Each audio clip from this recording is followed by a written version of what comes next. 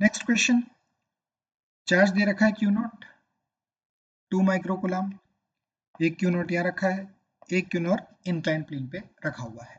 अब हमको ये बोला है कि ये दोनों चार्जेस किस में हैं, इक्विलिब्रियम पर हैं। तो इस h हाइट को हमें बताना है। तो इक्विलिब्रियम का मतलब क्या हुआ, नेट फोर्स जीरो। तो अगर हम ऊपर वाले क्यू नॉट को देखेंगे और कहेंगे कि इसके ऊपर नेट फोर्स जीरो है, यानी इसको इंक्लाइन की तरफ ये न तो ये नीचे आ रहा है और ना ही इंक्लाइन के ऊपर जा रहा है। तो कौन कौन से फोर्सेस इस पर अलोंग द इंक्लाइन लगने वाले हैं, तो अलोंग द इंक्लाइन इसके ऊपर लगेंगे, एक तो इस दिशा में नीचे mg sin थीटा के लिए, और ऊपर इस दिशा में लगेगा F फोर्स जो कि होगा इलेक्ट्रोस्टैटिक फोर्स, जो नीचे वाला क्यू नॉट ऊपर वाले क्यू नॉट पर अप्लाई करेगा। क्योंकि इक्विलिब्रियम है तो हम कह सकते हैं कि F is equals to mg sin theta.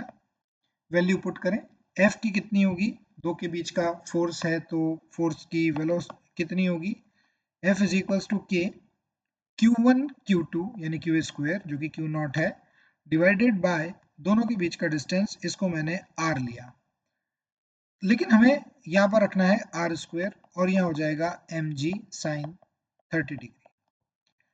अगर इस ट्रायंगल की बात करें तो यहाँ पर हमारे पास मिलेगा R बराबर 2h,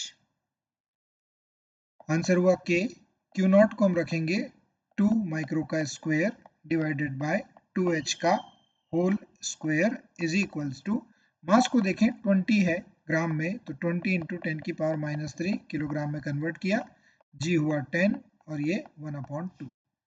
जब हम इसको सॉल्व करेंगे तो हमारे पास सिर्फ h ही एकमात्र वेरिएबल है, we have h only the variable। तो बाकी की वैल्यूज जब हम पुट करते हैं तो हमारे पास h निकल के आएगा 300 इंटू 10 की पावर -3, और हमको यहाँ पर x is equal to 10 to the power -3 दिया हुआ है h, तो यहाँ पर हमारा x बनने वाला है 300। ओके, बहुत ही एक आसान सा सॉल्यूशन था ये, और जो कंसेप्ट बेस्ड है वो सिंपल इलेक्ट्रोस्टैटिक का कंसेप्ट है, फोर्स का कंसेप्ट है।